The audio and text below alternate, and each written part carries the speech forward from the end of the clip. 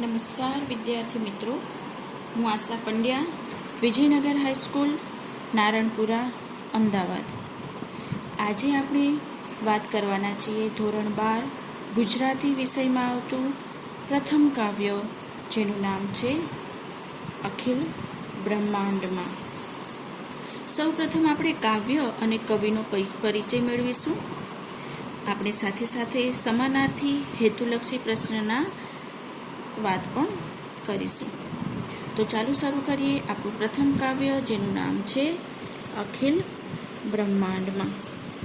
અખિલ બ્રહ્માંડમાં કાવ્યના કવિ છે નરસિંહ મહેતા. તમે જોઈ શકો છો, અહીંયા નરસિંહ મહેતાનો ફોટો છે એ પણ અહીંયા આપેલો છે. બોર્ડની પરીક્ષામાં પહેલો જ હેતુલક્ષી પ્રશ્ન જે પૂછાઈ શકે છે એ છે અખિલ બ્રહ્માંડમાં કાવ્યના કવિનું નામ શું છે? તો પ્રથમ હેતુલક્ષી પ્રશ્નનો જવાબ થશે અખિલ બ્રહ્માંડમાં કાવ્યના કવિનું નામ છે નરસિંહ મહેતા. આ કાવ્યનો પ્રકાર મતલબ કે એનો સાહિત્ય પ્રકાર છે પદ અથવા તો ભજન. બીજો પ્રશ્ન કે જે પરીક્ષામાં પૂછી શકાય છે, અખિલ બ્રહ્માંડમાં કાવ્યના સાહિત્ય પ્રકાર કયો છે? તો જવાબ થશે અખિલ બ્રહ્માંડમાં કાવ્યનો સાહિત્ય પ્રકાર છે પદ અથવા તો ભજન. આ અખિલ બ્રહ્માંડમાં કાવ્યને લખવા માટે નરસિંહ મહેતાએ ઝૂલણા છંદનો ઉપયોગ કર્યો છે.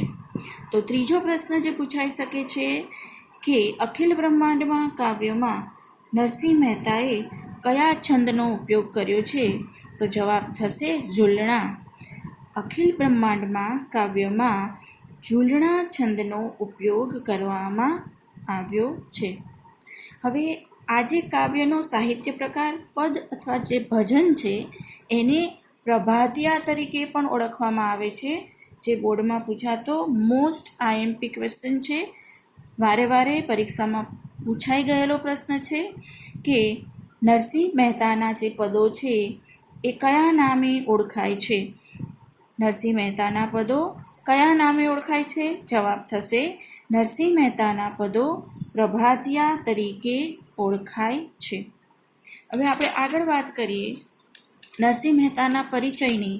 તો નરસિંહ મહેતાનો જન્મ છે એ ભાવનગર જિલ્લાના તળાજા ગામમાં થયો હતો. તો આગળનો પ્રશ્ન થશે કે નરસિંહ મહેતાનો જન્મ ક્યાં થયો હતો? તો નરસિંહ મહેતાનો જન્મ ભાવનગર જિલ્લાના તળાજા ગામમાં થયો હતો. નરસિંહ મહેતાની કર્મભૂમિ હતી સૌરાષ્ટ્રનું જૂનાગઢ. આગળ પૂછી શકાય પ્રશ્ન કે નરસિંહ મહેતાની કર્મભૂમિ કઈ હતી? તો નરસિંહ મહેતાની કર્મભૂમિ હતી સૌરાષ્ટ્રનું જૂનાગઢ. હવે નરસિંહ મહેતાના જે કંઈ પણ પદો છે કે જે એમણે લખ્યા છે એ બધા જ પદો છે એ લોકકંઠે પ્રભાતિયાથી પ્રખ્યાત છે. તો એનો પ્રકાર છે એ આપણે પ્રભાતિયા, સાહિત્ય પ્રકાર છે એ પ્રભાતિયા છે એવું પણ આપણે કહી શકીએ. આગળ નરસિંહ મહેતાએ ઘણા બધા પ્રભાતિયાઓ લખ્યા છે. પ્રશ્ન પૂછાઈ શકે છે કે નરસિંહ મહેતાએ કયા કયા પ્રભાતિયાઓ લખ્યા છે? તેનો જવાબ થશે ભોળી રે ભરવાણન, જળકમર છાંડી છાંડી, જાગની જાદવા, જાગોની જશોદાના જાયા વગેરે હૃદયસ્પર્શી પ્રભાતિયાઓ છે.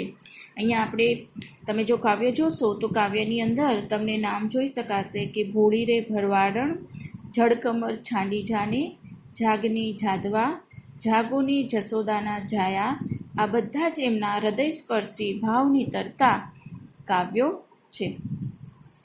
આગળ કે નરસિંહ મહેતાના જે પદો છે એના કેટલા પ્રકાર છે? તો નરસિંહ મહેતાના પદના 2 પ્રકાર છે.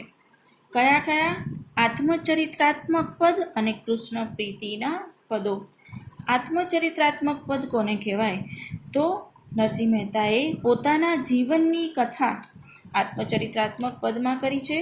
મતલબ કે નરસિંહ મહેતાએ જે કાવ્ય સર્જન કર્યું છે એમાં એમણે પોતાના જીવનની વાત પણ કરેલી છે અમુક કાવ્યોમાં. અને બીજા જે એમના કાવ્યો છે એ કૃષ્ણ પ્રીતિના પદો છે કે જેમાં એમનો કૃષ્ણ પ્રેમ છે એ આપણને જોવા મળે છે. તો આવું જ એમનું આત્મચરિત્રાત્મક જે પદ છે એના નામ છે કુંવરબાઈનું મામેરું, હાર, સામડાસનો વિવાહ, હુંડી વગેરે. તો આ બધા જ પ્રશ્નો કે જેની આપણે ચર્ચા કરી એ હતા કાવ્ય પરિચય અને કવિ પરિચયના, જેમાંથી આપણે ઘણા બધા પ્રશ્નો જોયા. દાખલા તરીકે આપણે ફરી એક વખત રિપીટ કરી દઈએ કે અખિલ બ્રહ્માંડમાં કાવ્યના કવિ કોણ છે? તો છે નરસિંહ મહેતા. અખિલ બ્રહ્માંડમાં કાવ્યનો સાહિત્ય પ્રકાર કયો છે? તો પદ અથવા તો ભજન. અખિલ બ્રહ્માંડમાં કાવ્ય છે એ કયા છંદમાં લખવામાં આવ્યું છે? અથવા તો નરસિંહ મહેતા છે એ પોતાના પદોમાં મોટા ભાગે કયા છંદનો ઉપયોગ કરે છે? તો એ છે ઝૂલણા છંદ.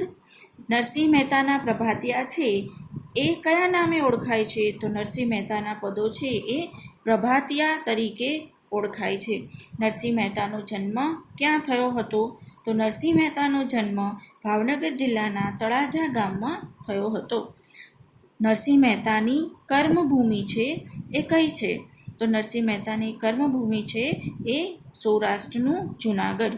નરસિંહ મહેતાના જે પદો છે એ પદોના કેટલા પ્રકાર છે? તો છે 2 આત્મચરિત્રાત્મક પદ અને કૃષ્ણ પ્રીતિના પદો.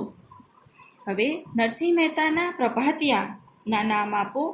તો નરસિંહ મહેતાના પ્રભાતિયાના નામ છે હોળી રે ભરવાડણ, જળકમળ છાંડી જાને, જાગને જાદવા, જાગોની જસોદાના જાયા વગેરે એમના હૃદયસ્પર્શી પ્રભાતિયા છે. આત્મચરિત્રાત્મક પદના નામ આપો. તો જેમાં એમને પોતાના જીવનની વાત કે કથા કરી છે એવા કુંવરબાઈનું મામેરું, હાર, સામડાસનો વિવાહ, હુંડી વગેરે. તો ચાલો હવે આપણે એમનું ખૂબ જ પ્રખ્યાત એવું કાવ્ય કે જેનું નામ છે અખિલ બ્રહ્માંડમાં એની વાત કરીએ. કાવ્યનું શીર્ષક છે અખિલ બ્રહ્માંડમાં. અખિલનો સમાનાર્થી શબ્દ થશે આખું, સમસ્ત, સમગ્ર. એટલે કે બ્રહ્માંડમાં, બ્રહ્માંડ એટલે વિશ્વ, દુનિયા. તો પૂરા વિશ્વમાં, સમસ્ત વિશ્વમાં, પૂરી દુનિયામાં આવું એનું શીર્ષક થશે. નરસિંહ મહેતા અહીંયા કહે છે કે સમગ્ર બ્રહ્માંડમાં, સમગ્ર વિશ્વમાં હે પ્રભુ, હે ઈશ્વર, તું માત્ર એક છે. કાવ્યની પહેલી પંક્તિ જોઈએ આપણે. અખિલ બ્રહ્માંડમાં એક તું શ્રી હરિ, જૂજવે રૂપે અનંત ભાસે, દેહમાં દેવ તું, તત્વમાં તેજ તું, શૂન્યમાં શબ્દ થઈ વેદ વાસે. એટલે કે હે ઈશ્વર, હે પ્રભુ, વિશ્વમાં તું માત્ર એક છે. જૂજવે રૂપે એટલે કે જુદા જુદા રૂપે. જૂજવેનો મતલબ થશે જુદા જુદા સ્વરૂપે. કે હે ઈશ્વર, જુદા જુદા રૂપે તું દેખાય છે. કોઈ રામને માને છે, કોઈ કૃષ્ણને માને છે, કોઈ અલ્લાહ સ્વરૂપે, તો કોઈને ઈશ્વર સ્વરૂપે. ઈસુ ખ્રિસ્ત જેટલા માણસો, જેટલા ધર્મ, જેટલા પંથ, એટલા જુદા જુદા નામો. પરંતુ નરસિંહ મહેતા કહે છે સમગ્ર વિશ્વમાં હે પ્રભુ, તું એક જ જુદા જુદા રૂપે છે. જૂજવે રૂપે છે એટલે કે જુદા જુદા રૂપે છે. અનંત ભાસે, અનંત અહીંયા શબ્દ આપ્યો છે અનંત. અનંત એટલે જેનો અંત નથી તેવું. એટલે કે છે હે ઈશ્વર, જેનો અંત નથી એવા અનંત તમે પૂરા વિશ્વમાં દેખાવ છો. ભાસે એટલે કે લાગે છે. એટલે કે જુદા જુદા રૂપે અમે તમને જોઈ શકીએ છીએ. આગળની પંક્તિમાં કવિ કહે છે કે દેહમાં દેવ તું. દેહ એટલે શરીર. શરીર, દેહ, કાયા, તન બધા સમાનાર્થી શબ્દો છે. પરીક્ષામાં પૂછાઈ શકે છે સમાનાર્થી શબ્દ. તો દેહનો સમાનાર્થી શબ્દ થશે શરીર, કાયા, તન વગેરે. અહીંયા એ કહે છે કે દેહમાં દેવ તું એટલે કે શરીરની અંદર જે આત્મા રહેલો છે એ હે ઈશ્વર તું છે. તત્વમાં તેજ તું. આગળ કહે છે કે તત્વમાં તેજ તું. સૃષ્ટિની અંદર મૂળ 5 તત્વો છે જેમાંથી સમગ્ર સૃષ્ટિનું નિર્માણ થયું છે. જે પંચતત્વની અહીં વાત કરે છે એ 5 તત્વો છે આપણે બધા જાણીએ જ છીએ. પૃથ્વી, જળ, તેજ, વાયુ, આકાશ, વગેરે. તો આ 5 તત્વોને કવિ અહીં યાદ કરે છે. આ 5 તત્વોની અંદરનો મૂળભૂત તત્વ છે એ તેજ એટલે કે પ્રકાશ, એ હે ઈશ્વર તું છે. એટલે પૂરી પૃથ્વીની અંદર રહેલો જે પ્રકાશ છે એ તું છે. આત્મા, શરીરની અંદર રહેલો જે આત્મા છે એ પણ તું છે. આગળ કહે છે કે શૂન્યમાં શબ્દ થઈ વેદ વાસે. વાસે એટલે રહે છે. અહીંયા શબ્દ આપ્યો છે વાસે. વાસે એટલે રહે છે, અથવા તો તમે કહી શકો કે વસે છે. જે એકદમ શૂન્યાવકાશ છે, જ્યાં કશું પણ નથી, ત્યાં પણ હે ઈશ્વર તું રહેલો છે. શૂન્યમાં શબ્દ થઈ વેદ વાસે, એટલે કે શૂન્યમાં શબ્દ થઈને આપણી જે વેદો છે એ વેદો રહેલા છે, એ પણ તું જ છે. એ વેદોના જે શબ્દો છે એ શબ્દો પણ તું જ છે. આગળ કહે છે કે પવન તું, પાણી તું, ભૂમિ તું, ભૂધરા, વૃક્ષ થઈ ફૂલી રહ્યો આકાશે. વિવિધ રચના કરી અનેક રસ લેવાને, શિવ થકી જીવ થયો એ જ આસે. આગળની પંક્તિ છે જેની અંદર કવિ કહે છે કે આ સમગ્ર સૃષ્ટિની અંદર રહેલું પવન, પાણી, ભૂમિ તું છે. મુખ્ય પંક્તિ છે આપણે યાદ કરીશું, જેમાં કહે છે કે અખિલ બ્રહ્માંડમાં એક તું શ્રી હરિ, જૂજવે રૂપે અનંત ભાસે. એટલે અહીંયા પણ એ જ વાત છે કે પૂરી સૃષ્ટિની અંદર જે કંઈ પણ છે, પવન, પાણી, ભૂમિ અને ભૂધરા એટલે કે ભૂમિને ધારણ કરનાર, એ બધું જ તું અને માત્ર તું જ છે. એ સમજવાથી આપણને પૂરા કાવ્યનો સાર છે એ આપણને અહીંયા સમજાઈ જશે. અખિલ બ્રહ્માંડમાં કવિ સંબોધન કરી અને ઈશ્વરને કહે છે કે તમે છો ભૂધરા. ભૂધરા એટલે કે શબ્દ સમૂહ છે ભૂમિને ધારણ કરનાર. એટલે અહીંયા ભૂમિને ધારણ કરનાર એવા હે ઈશ્વર, સમગ્ર વિશ્વમાં તમે રહેલા છો, કે સમગ્ર પૃથ્વીને ધારણ કરનાર માત્ર તમે જ છો. આગળ આપણે વાત કરીએ, અહીંયા આપણે એક શબ્દ નવો સમજ્યા છીએ, ભૂધરા, કે જે શબ્દ સમૂહ માટે એક શબ્દમાં પૂછી શકાય છે. તો યાદ કરી દેશું કે ભૂધરા એટલે કે ભૂમિને ધારણ કરનાર, કે હે સ્વયં ઈશ્વર જ છે કે જે આ પૃથ્વીને ધારણ કરે છે. એટલા માટે નરસિંહ મહેતા અહીંયા ઈશ્વરને યાદ કરે છે અને આગળ આપણને કહે છે કે વૃક્ષ થઈ ફૂલી રહ્યો આકાશે, એટલે કે સમગ્ર પૃથ્વી પર વૃક્ષની માફક સમગ્ર આકાશમાં હે ઈશ્વર તમે જ ફેલાયેલા છો. એટલે અહીંયા કહે છે કે તમે જ વિવિધ રચનાઓ છે એ કરી છે. આગળ કહે છે કે વિવિધ રચના કરી અનેક રસ લેવાને. વિવિધ રચના કરી એટલે કે તમે મનુષ્ય બનાવ્યા, પૃથ્વી બનાવી, આ દુનિયાની અંદર અલગ અલગ રસ છે એ માણવા લાયક રસ બનાવ્યા. તો શા માટે? એનું પ્રયોજન શું છે? પરીક્ષામાં પૂછી શકાય એવો પ્રશ્ન છે કે ઈશ્વરે આ દુનિયા છે એ શા માટે બનાવી છે, કે એનું પ્રયોજન શું છે? તો ઈશ્વરે આ દુનિયા છે એ વિવિધ રસ લેવા માટે, એટલે કે આનંદ માણવા માટે બનાવેલી છે. એટલે વિવિધ રચના કરી અનેક રસ લેવાને, તમે જે આ પૃથ્વી ઉપર જુદી જુદી રચનાઓ કરી છે એ આનંદ લેવા માટે કરી છે. ઈશ્વરે સમગ્ર સૃષ્ટિની રચના કરે છે. આગળ કવિ કહે છે કે શિવ થકી જીવ થયો એ જ આસે. શિવ થકી જીવ થયો એ જ આસે. શિવ અને જીવ. શિવ એટલે પરમાત્મા, જીવ એટલે મનુષ્ય. જીવનો આશય હોય છે શિવની પ્રાપ્તિ. શિવની જોડે જોડાણ કરવા માટે, શિવને પ્રાપ્ત કરવા માટે માનવે આ પૃથ્વી ઉપર જન્મ લીધો છે. વેદ તો એ એમ વધે, સ્મૃતિ સ્મૃતિ સાખ દે. નરસિંહ મહેતા કહે છે કે વેદ તો એમ વધે. વધે એટલે કહે, સમાનાર્થી શબ્દ છે. વધે એટલે કહે. શાખ એટલે સાથ. શાખનો સમાનાર્થી શબ્દ થશે સાથ. આપણા વેદો જે છે એ આ જ વાત કહે છે, અને શ્રુતિ અને શ્રવણ દ્વારા પ્રાપ્ત કરેલું જે છે એ છે વેદ. એ જે ધર્મગ્રંથો છે એ વેદ મતલબ કે ધર્મગ્રંથો એ પણ એ જ વાત કરે છે કે ઈશ્વર છે એ સમગ્ર સૃષ્ટિમાં માત્ર એક જ છે, પરંતુ આપણે એને જુદા જુદા રૂપે ઓળખીએ છીએ. તો અહીંયા ખૂબ જ સુંદર વાત છે કે વેદ તો એમ વદે શ્રુતિ સ્મૃતિ સાખ દે.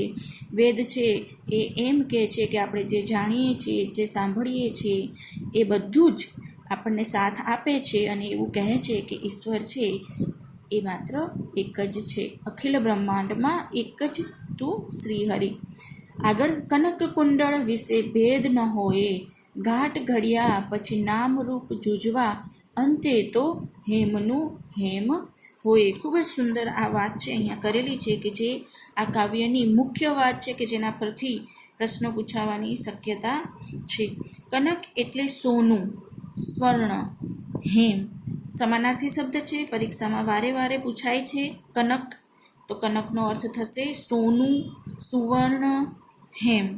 તો અહીંયા કહે છે કનક કુંડળ ભેદ વિશે ભેદ ના હોય, ઘાટ ઘડ્યા પછી નામરૂપ જુજવા, અંતે તો હેમનું હેમ હોય. એટલે કે છેલ્લે તો સોનું એ સોનું જ છે, અંતે તો હેમનું હેમ હોય. એટલે અંતે તો સોનું છે એ સોનું જ છે. તો શું કહેવા માંગે છે કે કુંડળ એટલે કે આભૂષણ બંને અલગ અલગ છે.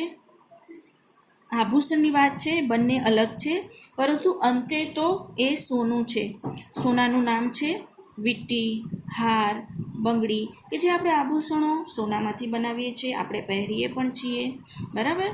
આપણે કાનમાં પહેરવાના કુંડળ, ગળામાં પહેરવાનો હાર, હાથમાં પહેરવાની બંગડી કે આંગળીમાં પહેરવાની વીંટી, આ બધા નામ જુદા જુદા છે, પરંતુ અંતે તો એ શું છે? સોનું જ છે.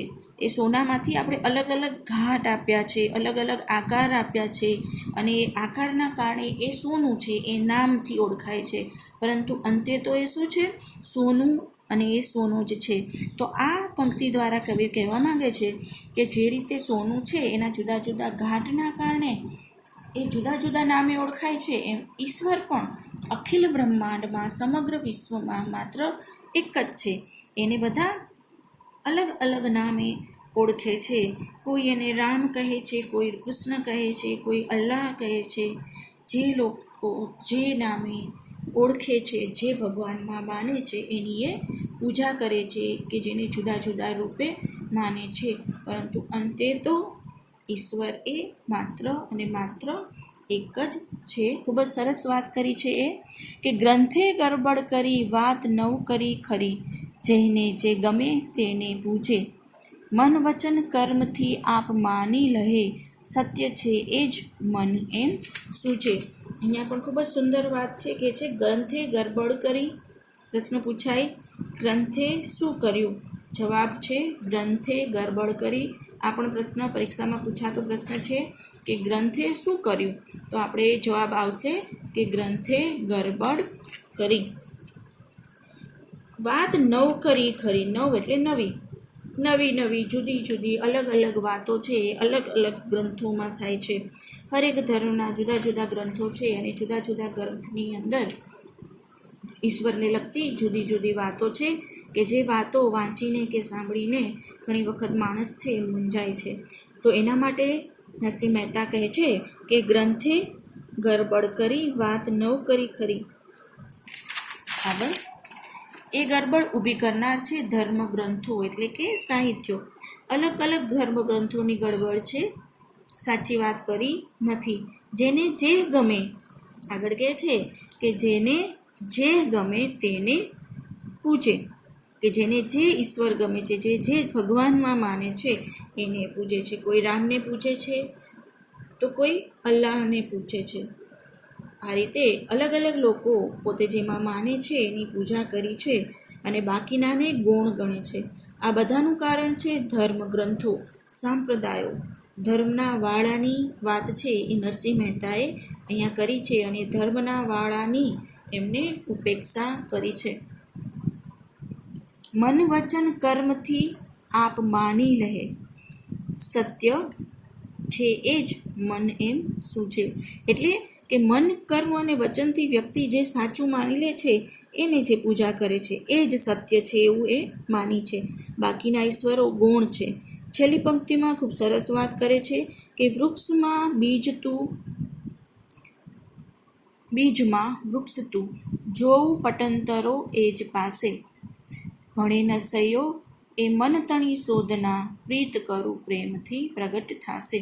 વૃક્ષમાં બીજ તું, બીજમાં વૃક્ષ તું. વૃક્ષ અને બીજ બંને વચ્ચેનો કાર્યો અને કારણનો સંબંધ, કાર્યકારણનો સંબંધ છે. અહીંયા નરસિંહ મહેતાએ દર્શાવ્યો છે કે ખરેખર એક બીજ છે, એની અંદર સમગ્ર વૃક્ષ છે એ સમાયેલું છે.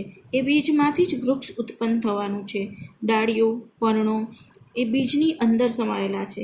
ફરી વૃક્ષ મોટું થશે, વૃક્ષમાંથી અસંખ્ય બીજ થશે અને ફરી એ જ રીતે સૃષ્ટિનો ક્રમ છે એ આગળ વધશે.